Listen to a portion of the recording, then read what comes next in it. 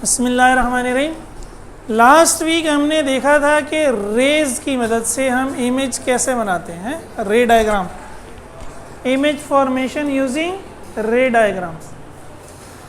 Image की location आप दो तरह से निकाल सकते हैं, एक रे डायग्राम से और दूसरा फार्मूले से, थिन लेंस फार्मूला से। वो फार्मूला भी हम डिराइव करने जा रहे हैं।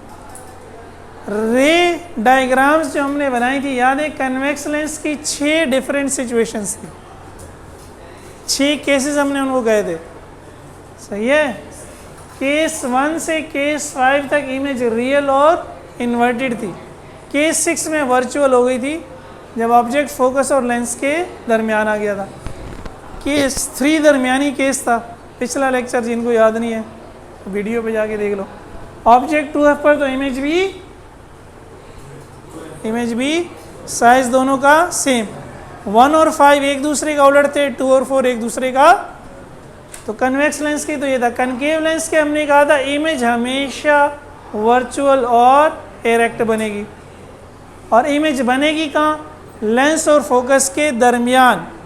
सिर्फ उस वक्त फोकस पर बनेगी जब ऑब्जेक्ट इन्फिनिटी पर होगा, वरना हमेशा लेंस और फोकस के दरमियान। ठीक है। अब ये कभी कभी एग्जाम में क्वेश्चन आ जाता है, derive thin lens formula for convex lens. तो मैंने क्या लिखा? Consider a thin convex lens which forms a real और inverted image of a real object. हमने कन्वेक्स लेंस लिया, उसके सामने मैंने एक ऑब्जेक्ट रख दिया ओपी, रे डायग्राम ली, 2 रेज ली, पहली रे और दूसरी रे, दोनों जहाँ जाकर मिली IQ इमेज बन गई। पहली रे मुड़ने के बाद फोकस में से, दूसरी रे ऑप्टिकल सेंटर में से मुड़े बगैर, सही है। ऑप्टिकल सेंटर को हम क्या नाम देते हैं? X, ऑब्जेक्ट को क्या नाम देते हैं? OP, इमेज को क्या नाम देते हैं? IQ, फोकस को क्या नाम देते हैं? F, और ये रे जहाँ पर आकर लेंस पे टकरा रही है, इस पॉइंट को भी मैंने क्या नाम दे दिया? A। क्लियर हो गया? लेंस से ऑब्जेक्ट कितनी दूर है, इसको कहते हैं ऑब्जेक्ट डिस्टेंस, स्मॉल p से ज़ाहिर करते हैं। लेंस से इमेज कितनी दूर है, इसको कहते हैं इमेज डिस्टेंस, स्मॉल q से ज़ाहिर करते हैं। लेंस से फोकस कितनी दूर है, ये क्या था? Focal length. यही मैंने यहाँ लिख दिया। लेट p बराबर है ऑब्जेक्ट डिस्टेंस, q बराबर है इमेज डिस्टेंस, f बराबर है फोकल लेंथ। अब इसमें देखिए ये जो ट्राइंगल्स बन रही है, ये देखिए OPX, एक ट्राइंगल बन रही है ना, OPX। अच्छा, फिर x को ही पकड़े, आगे चले जाएं तो ये IQX, ये भी एक ट्राइंगल बन रही है। और ये देखिए इसके आमने सामने, ये आपने मैथ में कहीं मैट्रिक में पढ़ा होगा, ये दोनों एंगल क्या होंगे? सेम होंगे। तो अगर मैं इसका टेंजेंट लूंगा, फर्ज करें ये 30 डिग्री है और ये भी क्या है? 30 डिग्री होगा, तो इस ट्राइंगल का टेंजेंट इस ट्राइंगल के टेंजेंट के बराबर होगा, सही है। एग्जाम में ये बनाने की ज़रूरत नहीं है, आप बनाना चाहे बना लें, वैसे बहुत आसान है, रटना भी इसको आसान है। तो मैंने लिख दिया OPX and IQX are similar. OPX और IQX क्या है? सिमिलर से मुराद ये है कि इनका एंगल क्या है? सेम है। तो मैंने लिखा टेंजेंट ऑफ, ये ट्राइंगल का सिंबल है, OPX बराबर है tangent of triangle IQX। Tangent क्या होता है? टेंजेंट थीटा क्या होता है, याद है? Perpendicular upon base, perpendicular upon base. Perpendicular कौन सा होता है? जो एंगल के सामने। बेस कौन सा होता है? एंगल और 90 डिग्री वाला। तो इस ट्राइंगल में OPX में परपेंडिकुलर क्या है? OP, बेस क्या है? PX। तो देखो इसको आप रट भी सकते हो। OPX से क्या बना? OP ऊपर है, PX नीचे, ट्राइंगल का नाम है OPX। तो ये पहले 2 हरूफ ऊपर, आखिरी 2 हरूफ नीचे। इस तरह IQX में क्या है? IQ ऊपर है, QX, क्यों? क्योंकि IQ परपेंडिकुलर है और QX बेस है। समझ आ गई? तो रटना भी आसान है भाई, इसका रटना भी मुश्किल नहीं है। PX क्या है? P, QX क्या है? Q। तो PX की जगह P आ गया, QX की जगह Q आ गया। अब इस IQ को मैं इधर ले आया और इस P को मैं इधर ले गया, तो हो गया OP अपॉन IQ बराबर है P अपॉन Q। ये मेरे पास बन गई इक्वेशन नंबर 1। फिर मैंने कहा अच्छा इधर आ जाओ भाई, इधर आ जाओ। IQ ये वाली सॉरी, ए एक्स एफ और आई क्यू एफ, ये भी वही सिचुएशन है।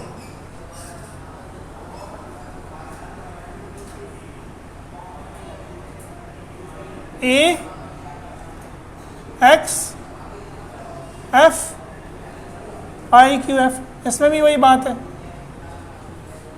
आमने सामने के एंगल क्या है, बराबर है। तो triangle A X F and triangle I Q F are also similar. तो उसी तरह लिख दिया tangent of triangle A X F बराबर होगा tangent of triangle I Q F.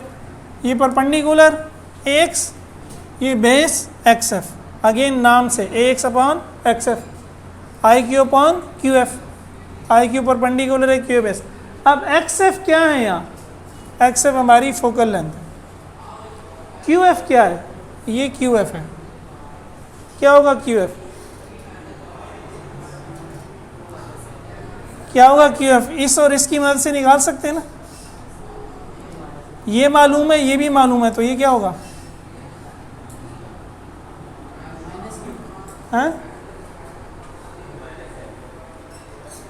Q minus F ना यार, बोलो ना, शाबाश भाई। ये 10 है और ये 8 है, तो बाकी क्या बचेगा, अगर ये 10 सेंटीमीटर और ये 8 सेंटीमीटर है, भाई क्या बचेगा, तो बोलो ना, दुल्हनों की तरह आवाज़ ही नहीं निकल रही। ये 10 सेंटीमीटर और 8 ये सेंटीमीटर है, तो ये कितना है, कैसे निकाला, इसमें इसको माइनस किया, तो भाई यही करना है ना, क्यू माइनस एफ, ये क्या हो गया, क्यू माइनस एफ। उसी तरह हम आई क्यू को इधर ले आए। अच्छा ए एक्स देखें किसके बराबर है, ओ पी के, ए एक्स और ओ पी क्या है, बराबर है, तो एक्स की जगह मैं क्या लिख सकता हूँ, ओ पी, आई क्यू इधर आ गया, ठीक है, एफ इधर चला गया, F upon Q minus F, हमारी बन गई इक्वेशन नंबर 2। और मैंने किया क्या है, एक्स की जगह ओ पी लिखा है। एग्जाम में ये डायग्राम बनाना ज़रूरी है, ये बनाने की ज़रूरत नहीं है, ये बनाने की ज़रूरत नहीं है, ये भी लिखने की ज़रूरत, लेकिन अगर आपको नहीं समझ में आ रहा, आप बनाना चाहते हैं तो बना लें, आपकी मर्ज़ी है। ये मैंने आपको समझाने के लिए सारा काम किया, ये बनेगा एग्ज़ाम में, ठीक है। उतार लो इक्वेशन 2 तक।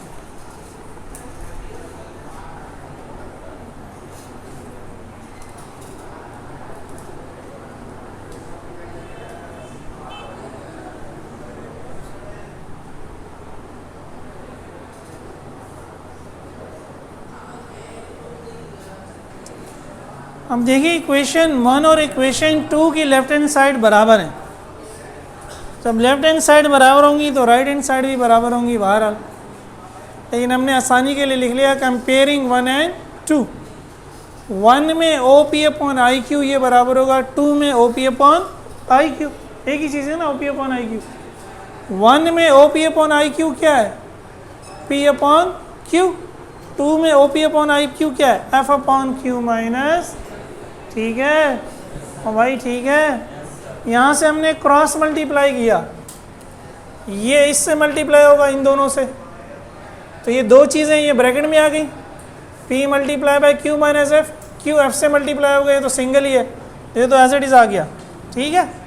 ब्रैकेट खोल लिया, P multiply by Q P Q, P multiply by F P F, और ये Q F, ठीक है।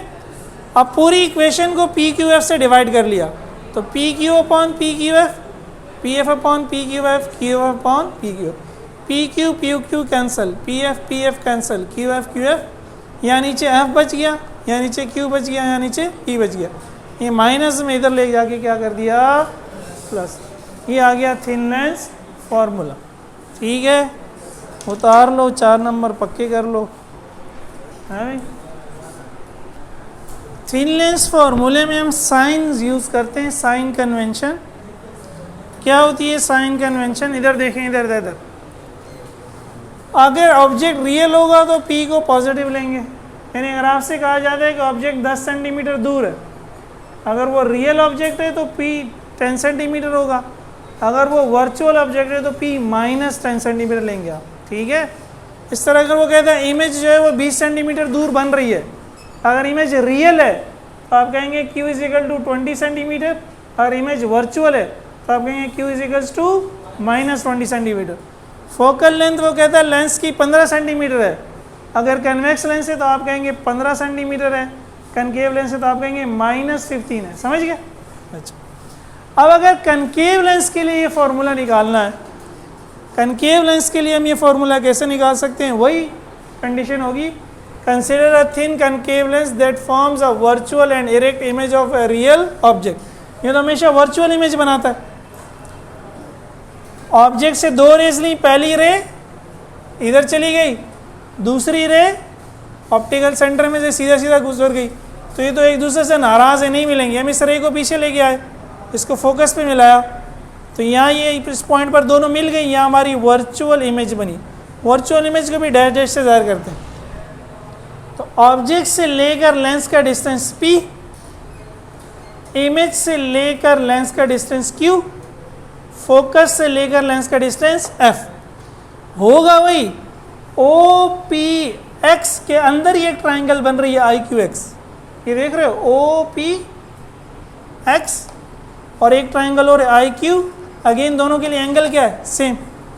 तो आप वही लिखेंगे OPX and IQX are similar. OP upon PX is equal to IQ upon, equation 1 वही बनेगी क्योंकि PX वही P है, QX वही Q है। इक्वेशन 2 भी वही बनेगी, लेकिन इक्वेशन 2 में जो QF है AXF और IQF, QFF क्या होगा? उसमें क्या था? F माइनस, उसमें Q माइनस F था, इसमें क्या हो गया? F minus Q। ठीक है, सही है। ये कल खुद करके लाओ ज़रा, इसके लिए इक्वेशन निकाल के। इक्वेशनें वैसे ही बनेंगी, सिर्फ यहाँ पे चेंज है। ठीक है? और भाई ठीक है, ये कौन तंग कर रहा है?